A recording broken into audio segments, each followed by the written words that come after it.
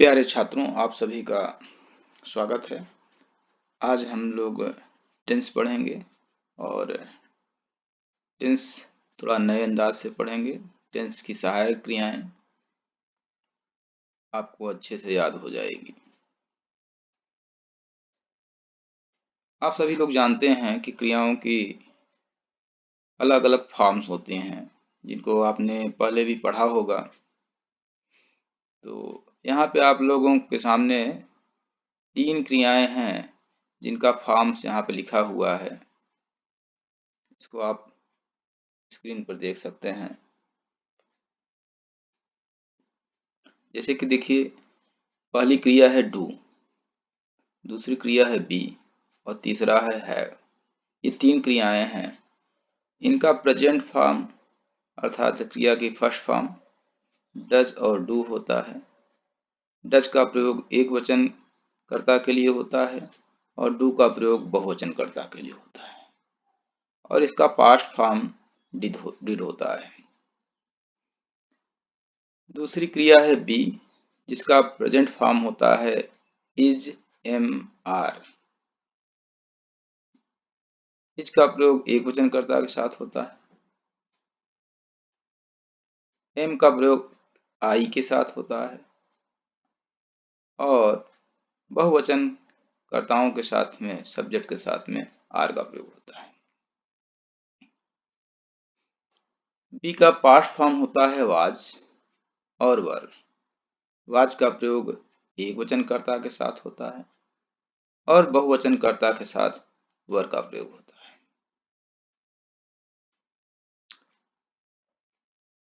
तीसरी क्रिया है हैव,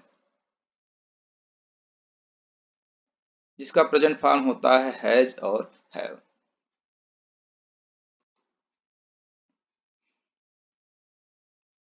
हैज का प्रयोग एक वचन कर्ता के साथ होता है, जबकि बहुवचन कर्ता के साथ में हैव का प्रयोग होता है। हैव का पास्ट फॉर्म होता है हैड। क्योंकि यह अकेला ही है तो इस सभी के साथ में इसी का प्रयोग किया जाएगा।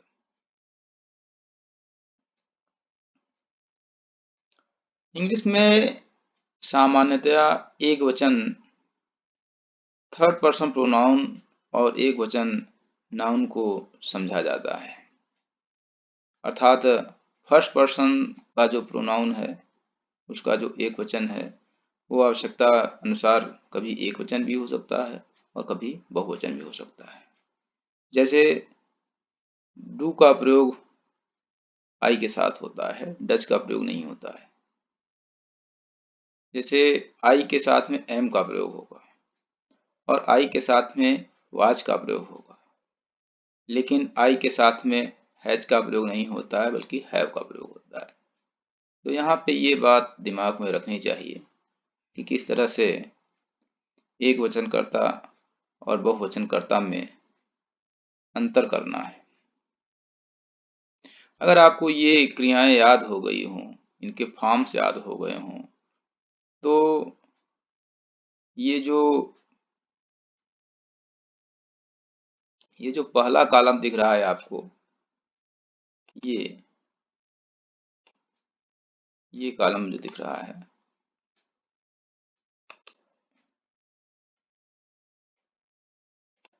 ये कॉलम जो दिख रहा है, ये क्रमशः प्रेजेंट टेंस के तीनों टेंस की सहायक क्रियाएं हैं।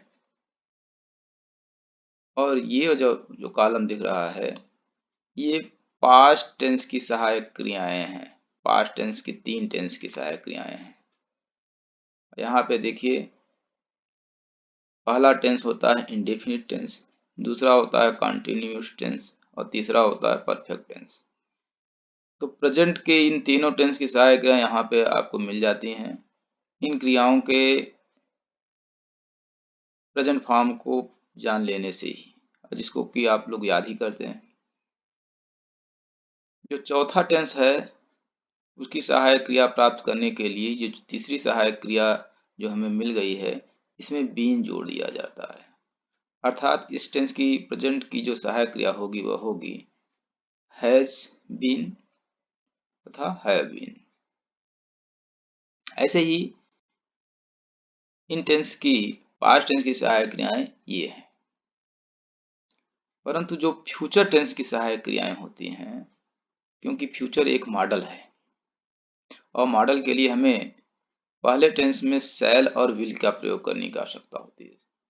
आई और वी के साथ में शैल का प्रयोग हम लोग करते हैं, बाकी सभी क्रियाओं के साथ में हम लोग सब्जेक्ट के साथ में हम लोग विल का प्रयोग करते हैं। पहले में यही करते हैं पहले टेंस के लिए, अर्थात इंडेफिनिट टेंस के लिए, फ्यूचर इंडेफिनिट टेंस के लिए। बाकी अन्य टेंस के लिए हम इन शब्दों को जैसे कि बी और हैव बीन को जोड़ देते हैं, विल और शैल के साथ में हम इनको जोड़ देते हैं। तो यहाँ पे इसके नीचे हम लोग क्रमशः जो है चारों टेंस की सहायक क्रियाएं, प्रेजेंट की भी, पास्ट की भी और फ्यूचर की भी यहाँ पे हम लोग डिराइव कर रहे हैं, प्राप्त कर रहे हैं। तो देखिए प्रेजेंट इंडेफिनिट टेंस की जो सहायक क्रिया होगी वह होगी डज और डू। पास्ट इंडेफिनिट की सहायक क्रिया होगी डिड। जैसा कि मैंने पहले ही बताया था कि फ्यूचर इंडेफिनिट टेंस में क्रिया की फॉर्म का प्रयोग हम नहीं करते हैं, बल्कि ये मॉडल है, इसलिए शैल और विल का प्रयोग करते हैं। फिर अगला टेंस है प्रेजेंट कंटिन्यूअस टेंस। इसमें हम लोग इज, एम, आर सहायक क्रिया का प्रयोग करते हैं। पास्ट कंटिन्यूअस टेंस में हम लोग वाज और वर का प्रयोग करते हैं। फ्यूचर कंटिन्यूअस टेंस में हम शैल के साथ में बी जोड़ देंगे और विल के साथ भी हम लोग बी जोड़ देंगे, विल के साथ भी हम बी जोड़ देंगे। अगला टेंस है present perfect tense, perfect continuous tense.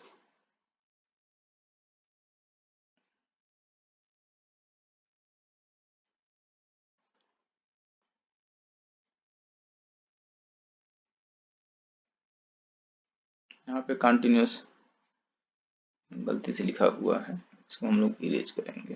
Continuous यहाँ पे ये नहीं है, बल्कि प्रेजेंट परफेक्ट टेंस। कंटिन्यूअस को हम लोग ढक देंगे। ये यहाँ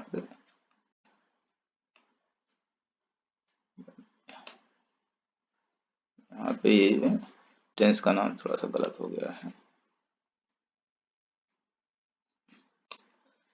तो प्रेजेंट परफेक्ट टेंस है, इसकी सहायक क्रिया है हैज और हैव। पास्ट परफेक्ट टेंस की सहायक क्रिया है हैड। फ्यूचर परफेक्ट टेंस की सहायक क्रिया है शैल के साथ में हैव जुड़ेगा और विल के साथ में हैव जुड़ेगा, अर्थात shall have, will have. Present perfect continuous tense की सहायक क्रिया है हैज, इसमें बीन जुड़ जाएगा, हैज बीन हो जाएगा, और हैव में बीन जुड़ जाएगा तो हैव बीन हो जाएगा। पास्ट परफेक्ट कंटिन्यूअस टेंस की सहायक क्रिया है हैड में बीन जोड़ना है, अर्थात हैड बीन हो जाएगा। और फ्यूचर कंटिन्यूअस टेंस की सहायक क्रिया है शैल हैव और उसमें बीन जुड़ जाएगा, विल हैव और उसमें बीन जुड़ जाएगा। इस तरह से हमें 12 टेंस की सहायक क्रियाएं ज्ञात हो गई। अगर आप यहाँ ध्यान दें तो अगर हमें ये शब्द डू बी है क्रम से याद कर लें और चौथे में हम हैव प्लस बीन को याद कर लें, और इन्हीं के जो प्रेजेंट और पास्ट फॉर्म की सहायक क्रियाएं, जो फॉर्म होगा पास्ट फॉर्म और प्रेजेंट फॉर्म और पास्ट फॉर्म होगा, वो इनकी सहायक क्रियाएं, चारों की सहायक क्रिया निकल आएंगी।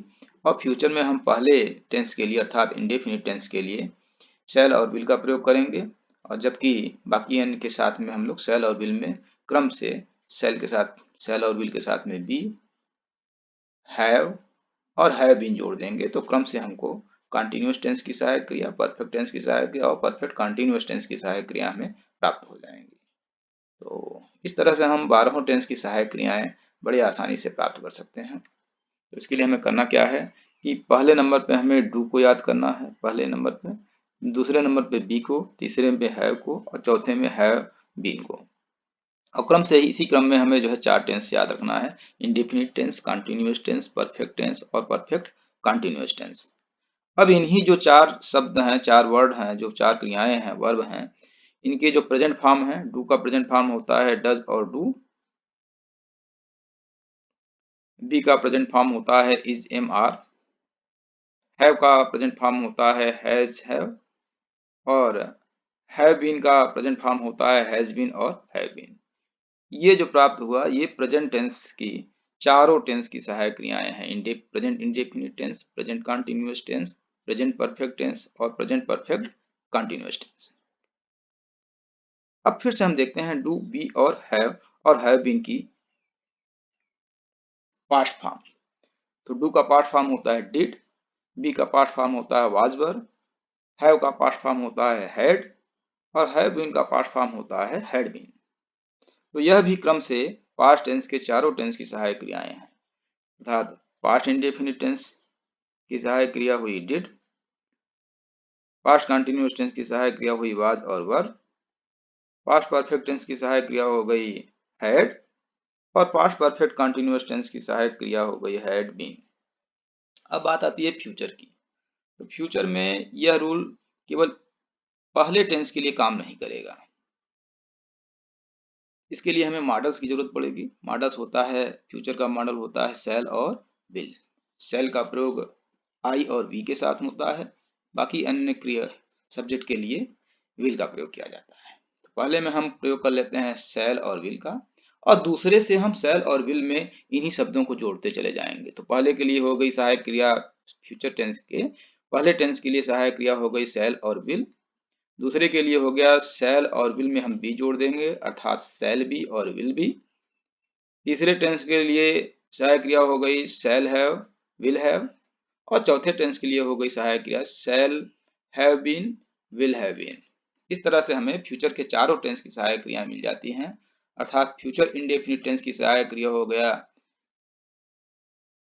सेल और विल, फ्यूचर कंटीन्यूअस टेंस की सहायक क्रिया हो गया सेल बी और will be, future perfect tense की सहायक क्रिया हो गया शैल हैव और विल हैव, और फ्यूचर परफेक्ट कंटीन्यूअस टेंस की सहायक क्रिया हो गई शैल हैव बीन और विल हैव बीन। तो अब ये देखते हैं कि दो टेंस ऐसे हैं जिनके जो है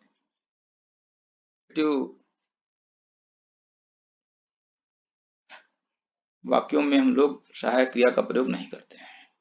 तो प्रेजेंट इंडेफिनिट का अफर्मेटिव सेंटेंस और पास्ट इंडेफिनिट का अफर्मेटिव सेंटेंस, यह सहायक क्रिया का प्रयोग नहीं करता है। इनके साथ में हम प्रेजेंट इंडेफिनिट टेंस के अफर्मेटिव वाक्य में क्रिया की प्रेजेंट फॉर्म का प्रयोग करते हैं, अर्थात एक वचन कर्ता के साथ में एक वचन क्रिया और बहुवचन कर्ता के साथ में बहुवचन क्रिया का प्रयोग करते हैं। एक वचन क्रिया बनाने के लिए हमें क्रिया में यस या ईएस जोड़ना होता है, और बहुवचन क्रिया अपने ही रूप में रहती है, उसमें कोई परिवर्तन करने की आवश्यकता नहीं होती। पास्ट इंडेफिनिट टेंस के अफर्मेटिव सेंटेंस में हम क्रिया की पास्ट फॉर्म का प्रयोग करते हैं, जिसको हम वर्ब की सेकंड फॉर्म का प्रयोग करते हैं। अब हम देखते हैं कि इन टेंसेस में हम लोग क्रिया का फॉर्म कैसे प्रयोग करेंगे। नॉर्मली जब सहायक क्रिया का प्रयोग हो जाएगा तो जो पहला टेंस है अर्थात इंडेफिनिट टेंस, अर्थात चाहे वो प्रेजेंट इंडेफिनिट टेंस हो, चाहे पास्ट इंडेफिनिट टेंस हो, चाहे फ्यूचर इंडेफिनिट टेंस हो, वह पहला टेंस है। पहला टेंस के साथ में हम first form of the verb का प्रयोग करेंगे, अर्थात क्रिया की फर्स्ट फॉर्म का, मूल अवस्था वाली अवस्था होती है वो, उसमें हम यस या यस नहीं जोड़ेंगे यहाँ पे। और सेकंड और फोर्थ टेंस अर्थात कंटिन्यूअस के 6 tense, present continuous tense, past continuous tense, future continuous tense, present perfect continuous tense, past perfect continuous tense और फ्यूचर परफेक्ट कंटिन्यूअस टेंस, इनके साथ हम क्रिया की चौथी अवस्था अर्थात क्रिया की आईएनजी फॉर्म का प्रयोग करते हैं। थर्ड टेंस अर्थात परफेक्ट टेंस, अर्थात present perfect tense, past perfect tense और फ्यूचर परफेक्ट के साथ में हम क्रिया की तीसरी अवस्था का प्रयोग करते हैं, अर्थात क्रिया की थर्ड फॉर्म का प्रयोग करते हैं। तो इस तरह से हमने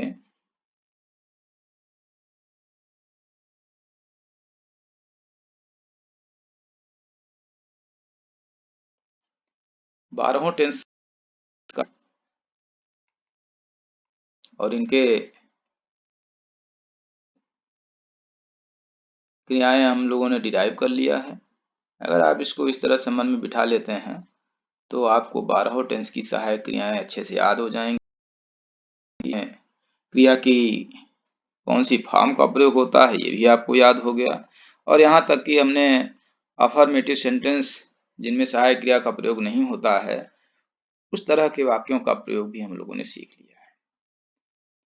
तो अगर आपको ये हमारा वीडियो पसंद आया हो तो इसको अपने दोस्तों के साथ शेयर कर दीजिएगा, चैनल को सब्सक्राइब कर लीजिएगा, और इस तरह के वीडियो को देखते रहने के लिए बेल आइकन को दबाना मत भूलिएगा। और अगले वीडियो में हम लोग ट्रांसलेशन के दृष्टि से सेंटेंस वाला चैप्टर पढ़ेंगे, और आगे भी इस तरह के इंफॉर्मेटिव वीडियोस आते रहेंगे। धन्यवाद।